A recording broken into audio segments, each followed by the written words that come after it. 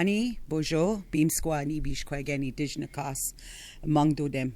Mampigeni mshikem na singeni donjaba. Chajaj gonagi pagnagome oshtore ne king nedom ne sing ne king wikwem kongshin kade. Dona ki Eshkiniigjik Naandwechigegamig Aabiish Binjibaaying Eshkiniigjik program. Gokejagnashi. I'll speak some English.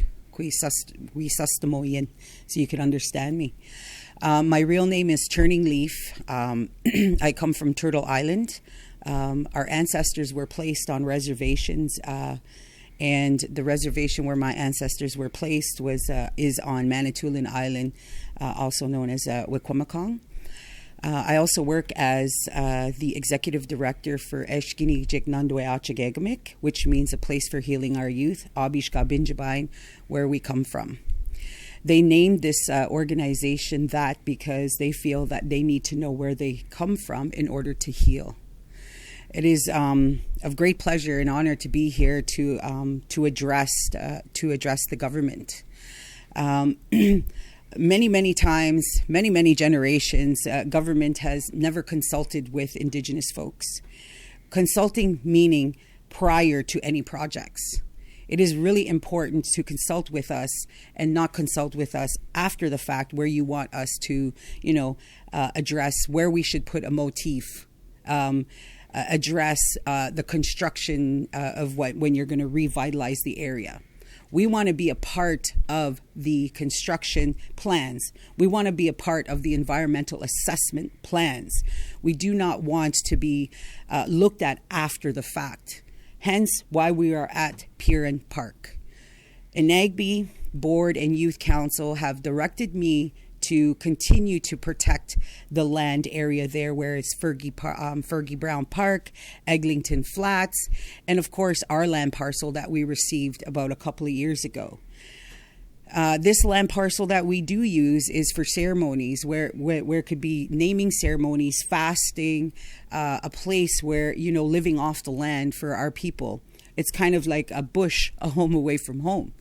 For some of us, like I said, Manitoulin Island is where my reservation is, and that's about 6 hours. 6 hours to just go practice our ceremonies. But now we have it in the backyard of Toronto. And so, they come back at us saying it's not going to affect our land parcel, so kind of get over it. But the fact of the matter is we have relations, we have relatives outside of our land parcel, so we cannot get over it.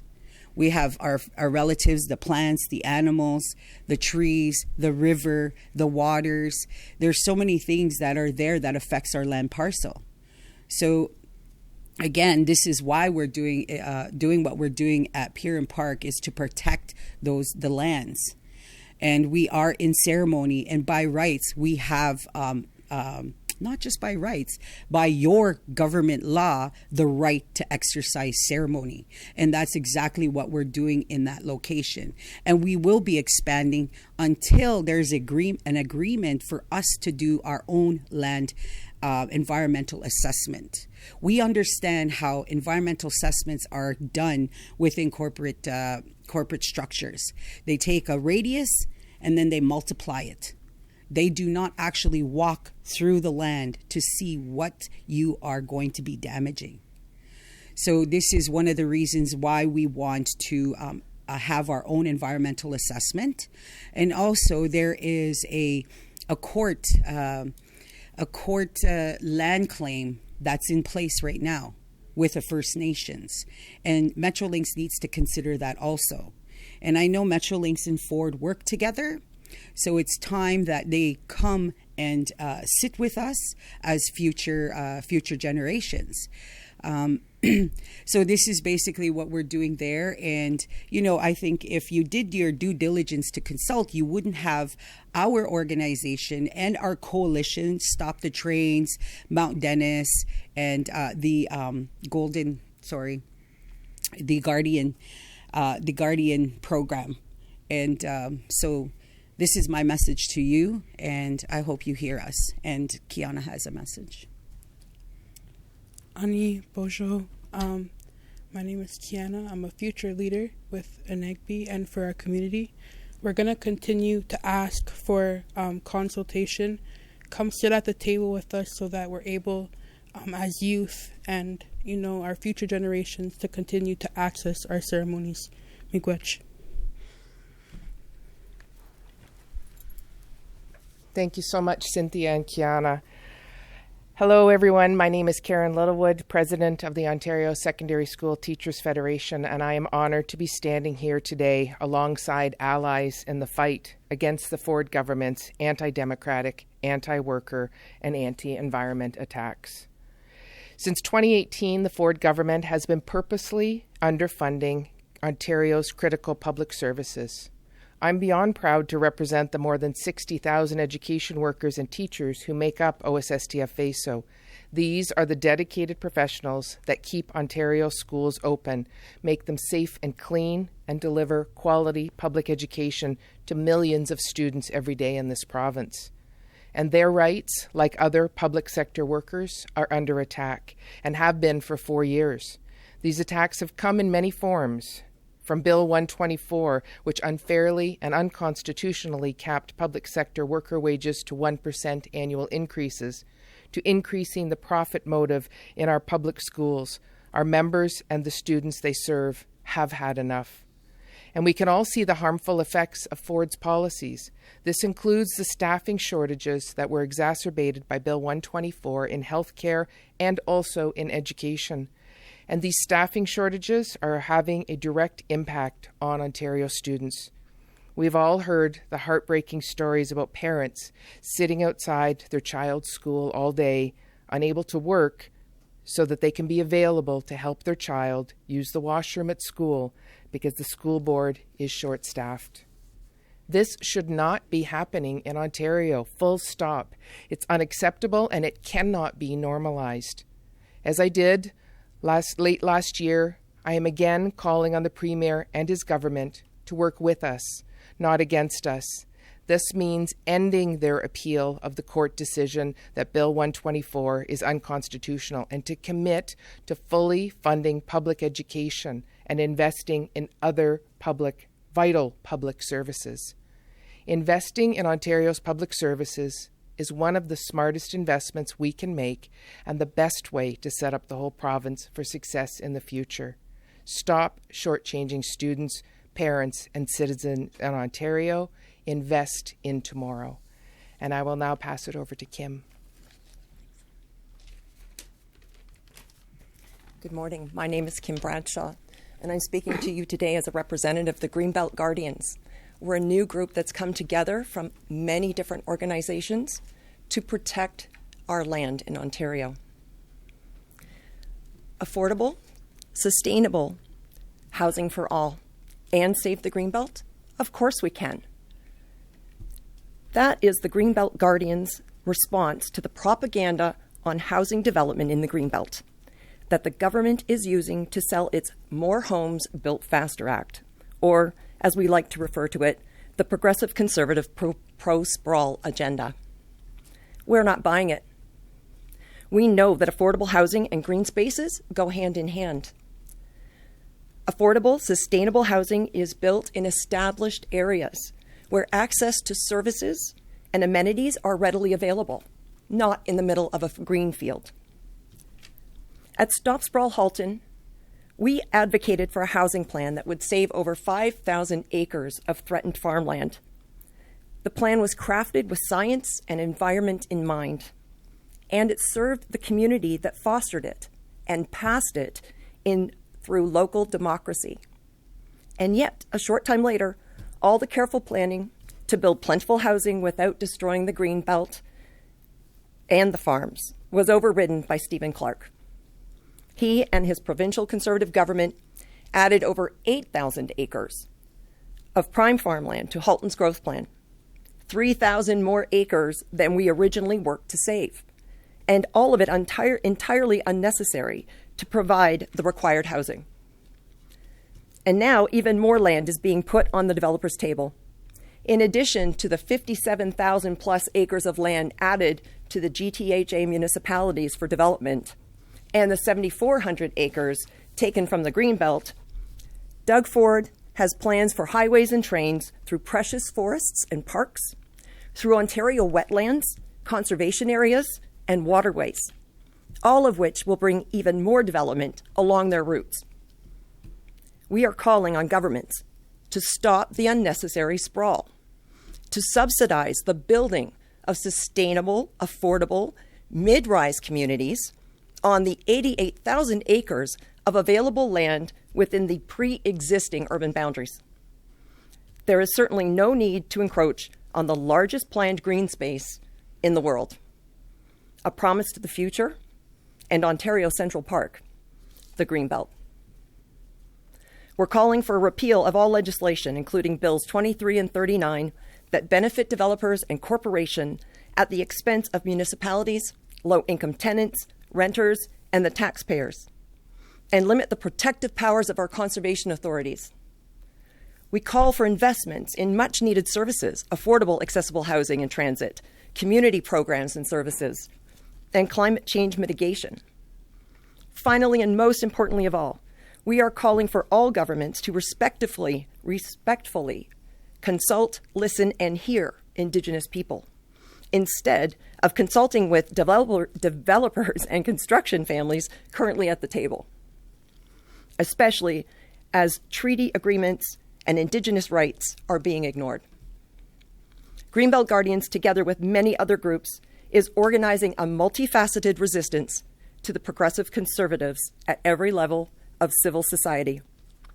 We're here to stay, to protect the land, and to protect Ontario's future. Thank you.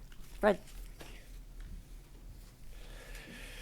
Good morning, everyone. I'm Fred Hahn, and I'm the president of CUPE Ontario. Our union represents 280,000 public sector workers across the province. And on behalf of our members, I'm proud to be here as part of this movement to welcome back the Conservatives in a way that they so richly deserve. I'm proud of the solidarity that our members continue to exhibit, fighting to protect and strengthen public education and to fight against the privatization of our healthcare system. But this morning, I want to say a few more words about Bill 23, the More Homes Built Faster Act.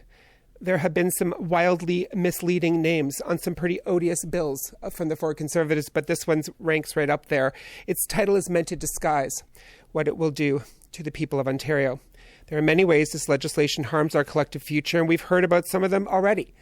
Its passage completely ignores the rights of Indigenous communities and the responsibility and obligations of governments to consult with them. This bill hands over huge swaths of protected Greenbelt land to developers, friends of the Premier, who stand to make billions of dollars developing that land that ought to be protected for our environmental future. This is directly opposite to promises made during the election campaign, and this is something no one in Ontario voted for. Bill 23 will not build affordable homes, despite the claims of the Conservatives. The definition of affordable has actually been changed by the Ford Conservatives. Affordability used to be defined as roughly 30% of your income. Bill 23 defines affordability as 80% of the average market value, with the average price of a home in the GTHA ranging around $1 million. That means that affordability is now defined as an $800,000 home. This is a massively skewed definition of affordability that has real impacts on people. I think about our members in particular, personal support workers, educational assistants and early childhood educators, developmental service workers, childcare workers, shelter workers, university teaching assistants, municipal workers. They are all dealing with a cost of living crisis. Most of them have had their wages restrained and suppressed by Bill 24. None of these workers, or their neighbors, or their families, have salaries that would make an $800,000 price tag affordable. And there's more, as if that wasn't bad enough. Developers are set to make billions, but they won't have to contribute to municipal infrastructure and service expansions needed to support these developments. Bill 23 does away with the long-established principle of growth paying for growth. It sweeps away historic obligations for developers to pay for money that would, for the cost of roads and water systems and sewers, stormwater management, parks, recreation, libraries, transit. Letting developers off from paying development charges cuts revenue to municipalities and means that cities and towns are going to be asked to do more with much less. Province-wide, Bill 23 means a loss of up to $1 billion annually in municipal budgets. This huge, unexpected impact will lead cities and towns to cut spending on programs, services, and infrastructure. Municipalities may well decide to lay off workers, may feel forced to privatize and contract out services. When all the pretense is stripped away, what's Bill 23 really about? An effective transfer of wealth from municipalities to developers, shifting the burden of development to the tax base, and deregulating the environment by removing the power of conservation authorities and selling off thousands of acres of protected green space. Bill 23 will lead to cuts. It will lead to crumbling and unsafe infrastructure, cuts to public programs in our communities, and further pressure to contract out and privatize. There are many organizations that are trying to stop Bill 23, and our union, CUPE Ontario, is proud to join in the resistance to this legislation. Working with others, we are going to be part of a mobilization that will not only seek to repeal this bill, but to actually have a real housing plan that identifies housing as a human right and makes truly affordable housing accessible for all. At the same time, we're going to work with cities and towns to demand that there is enough funding from municipalities so that they can deliver strong public services that enhance the quality of life for everyone. Thanks. We'll open it to questions now. So if the government doesn't heed what you're saying, what are you prepared to do about it? Well, I'll certainly let others speak to this, but I think that there's growing pressure.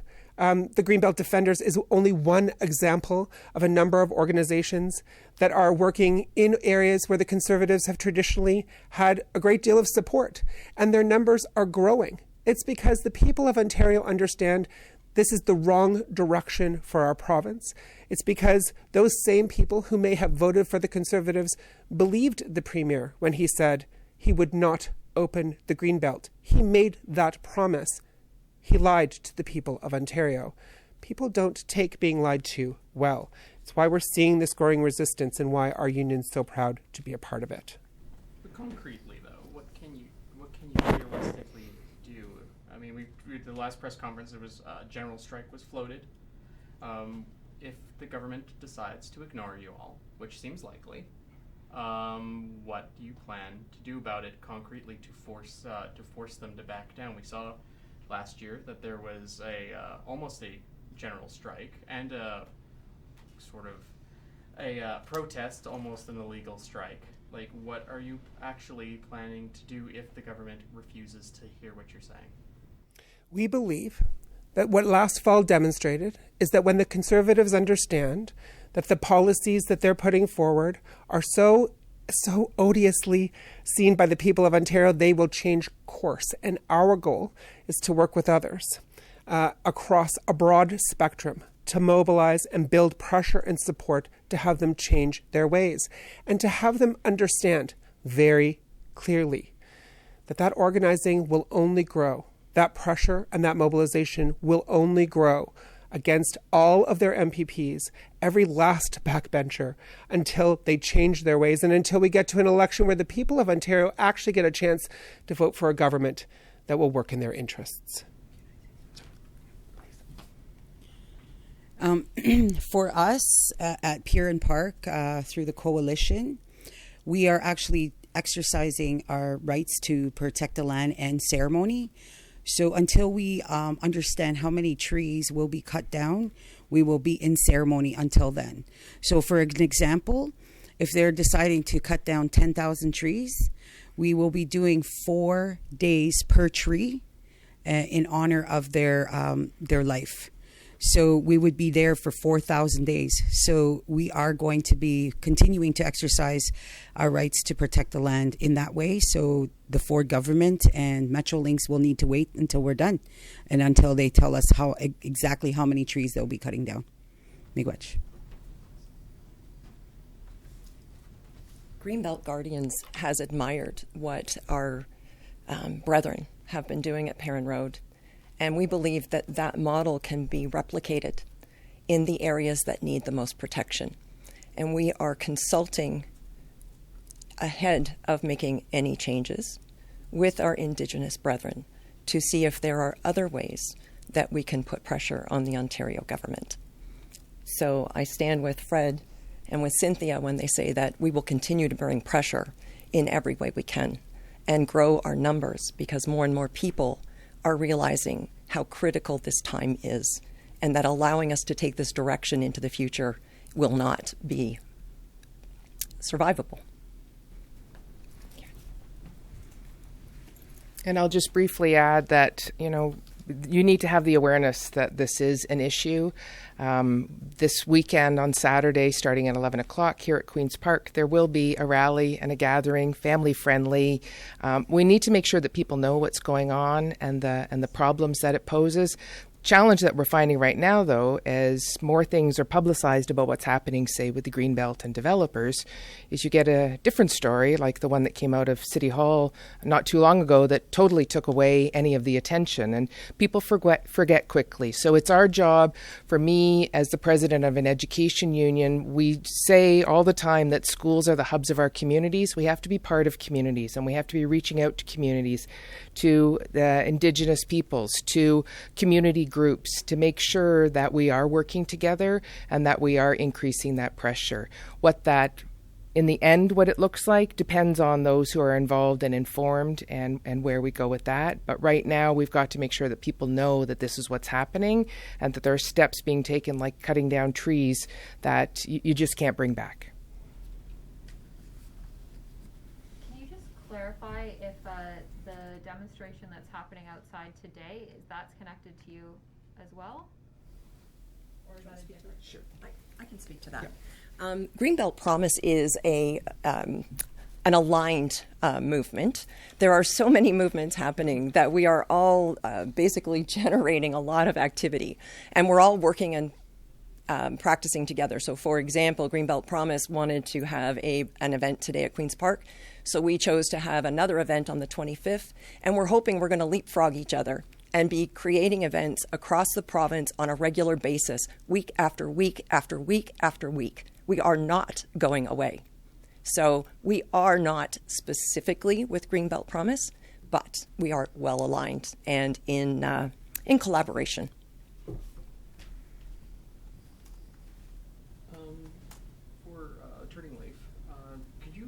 For those of us unfamiliar with the parcel of land and the tree cutting that you've been talking about, could you tell us a little bit about the background of what's going on there and what you are hoping to see happen?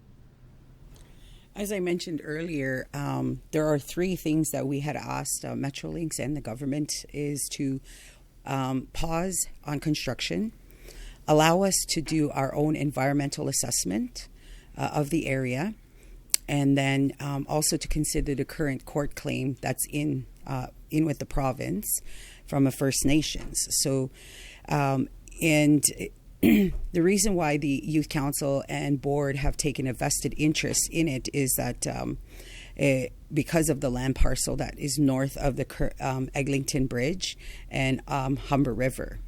So, it was brought to our attention that this was going to happen. They had invited me to become a committee member of their restoration group. And I did, when they did reach out to me, I had asked them to not tokenize me. And also I thought I had, not just myself, we thought that we had some opportunity to, phase some of the construction. And that wasn't the case. So they came at us with dictation.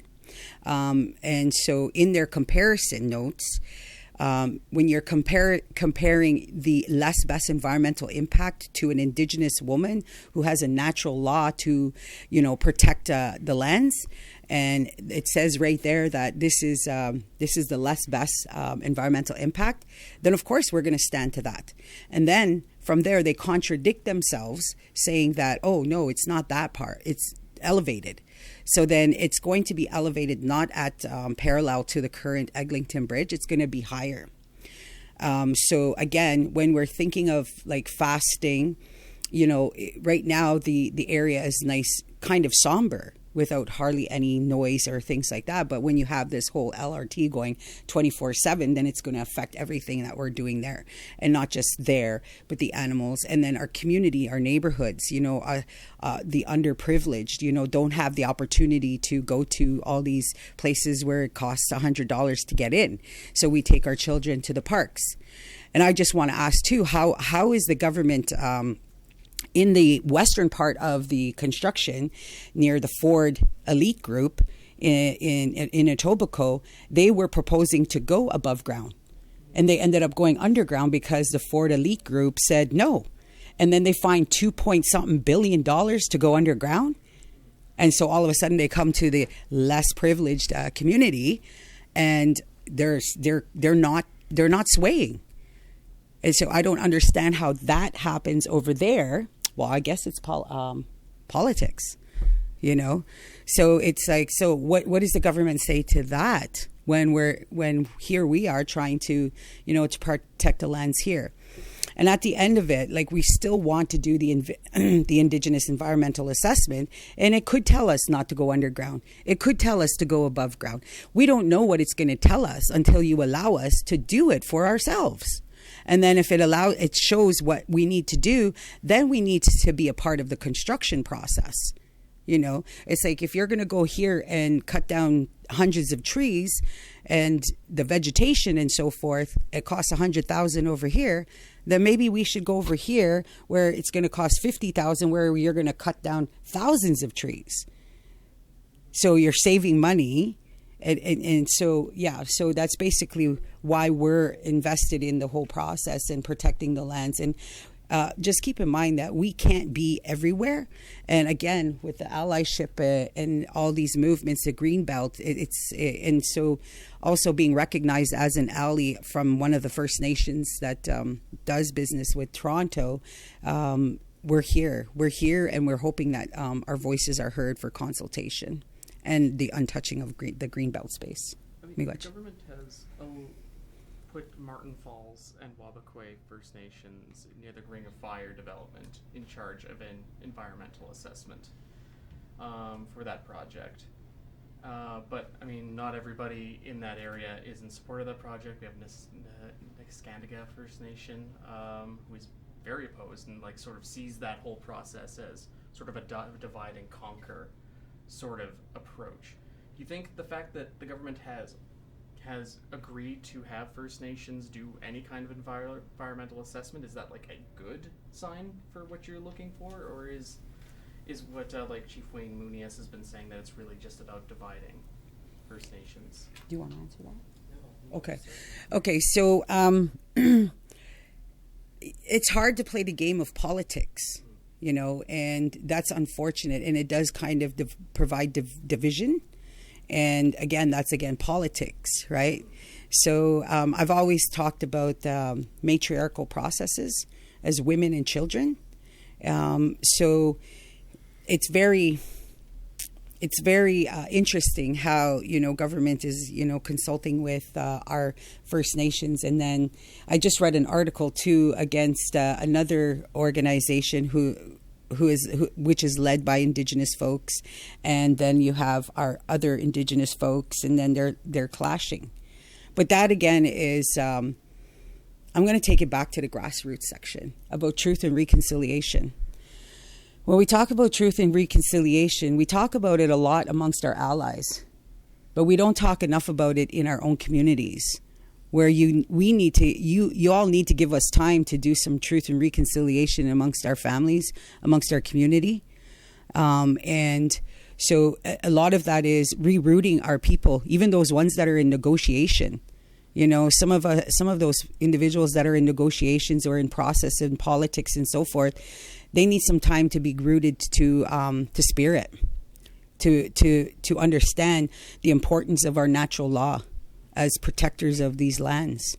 And so there needs some time. And so I even heard some of the youth say, a lot of this truth and reconciliation, when we talk about it, most of those allies are going to know more about me than I know about myself, because we're not wasting time, but we're spending so much time educating our allies when we need that time for our own people.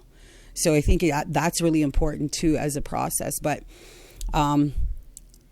again, one of the prophecies of the how do we say this, the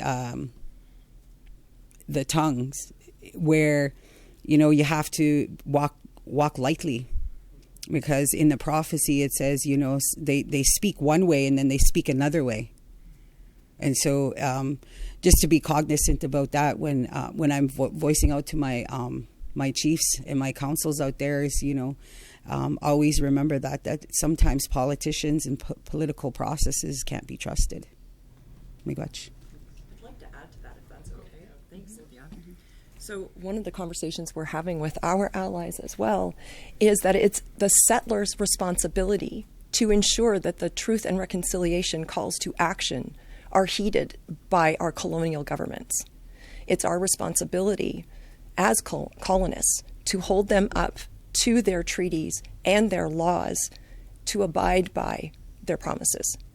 And so while our Indigenous have been doing all the heavy lifting, trying to fight this government, we've been standing by like, well, this isn't our fight. It's not our responsibility. Well, it is. We don't deserve first consultation, but we deserve to hold our government accountable for not consulting with the Indigenous people first. So I want to put a call out to all settlers to stand up and start holding their governments accountable. Just a really quick educational piece too. It's like sometimes when we're fighting these fights, and yesterday when we had a conversation around our sacred fire, we had all 4 races in that space. And when I think about when I think about this process right now, it's kind of history in the making now that we do have individuals from all different races supporting the protection of land. We used to do that a long time ago all by ourselves, and we used to be shunned at by our allies, our non-Indigenous folks. But now a lot of you are coming to realize that, it is not just an Indigenous fight. It's actually a whole community. We are actually protecting your children and your grandchildren's children and so forth, the 7 generations. We want to be able to continue to, they should inherit good things that we leave behind, not just mass construction and developments. We're able to walk the parks right now, and so you want our children to walk concrete? No, that's not fair. That's not fair to them. And we inherited what we have right now from our ancestors that left what we have behind. So they should have an inherited right to walk the greens and walk the rivers and so forth without disruption. And I think that's really important. And just to add to Indigenous folks, your tax-paying dollars does not come to Indigenous folks. Your tax-paying dollars go to civil servants of the city. I personally am getting tired of that comment. I'm a taxpayer living in Toronto. So let's get that correct too, that I'm paying close to $40,000 a year on taxes. So a lot of people want to bring that to my face saying, you guys don't pay taxes anyway. We do. The only people who don't pay taxes are the people who are living on reserves, and that's another oppressive system. The government wants us to keep us on reserves. When we leave our reserves, we shouldn't have to pay taxes regardless of where we're going here in the country of Canada. It's ridiculous. So again, I just wanted to just to educate our allies is that we're not taking your taxpayer dollars. We're not. So, and I say that just to encourage you, we're here to support each other, to protect the lands that we all walk on together for the future of our generations. Miigwech.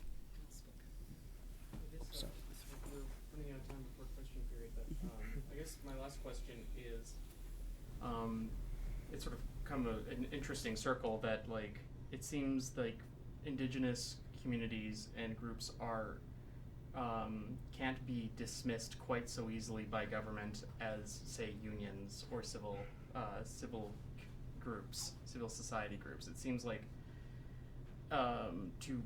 because of the treaties and because of the shift in thinking about consultation that's happened in the past several years, at least ostensibly, that it's harder to just flat out ignore what Indigenous communities are saying, at least from what I can see. And I'm just wondering if that is the case, does that sort of mean that Indigenous communities are well positioned to lead this resistance? We've heard like the Ontario Chiefs talk about how there was no consultation on Bill 23. We've had the Mississaugas of Eshkiniigjik Island talk about a possible lawsuit against the to try to bring down the bill. Should Indigenous communities be responsible for leading this resistance? Is that fair to them, or is that because we've heard all through this press conference how it's important to consult and like listen to that leadership, but is that fair to Indigenous people to sort of make them the face of this resistance?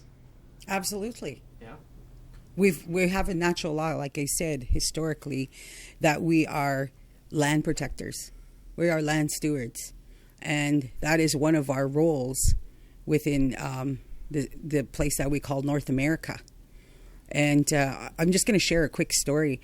3 points.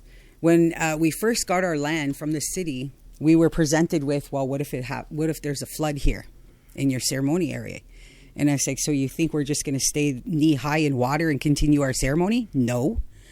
Well, what about the fire? It's going to, it's going to cause this, it might cause a forest fire. And I was like, well, no, because we have our fire keeper that watches the fire 24/7. And then the yesterday one was, this is transportation and this is how it looks like and this and that. And, so it's like, when I thought about it, I was like, well, we knew about transportation since the beginning of time, how to go from one river to the next river. And when we had to go from one river to the next river, you didn't see us tearing the ground just to get to the next river. We would portage to the next river. So we know these things. So I think it's really important to, yes, as Indigenous peoples, to be the face of, environmental consultation. Absolutely. We've been a part of environmental consultation since the beginning of time, as originally instructed by our Creator, before we came down to Mother Earth. So absolutely, I would say. Miigwech. That's everything I got. Great.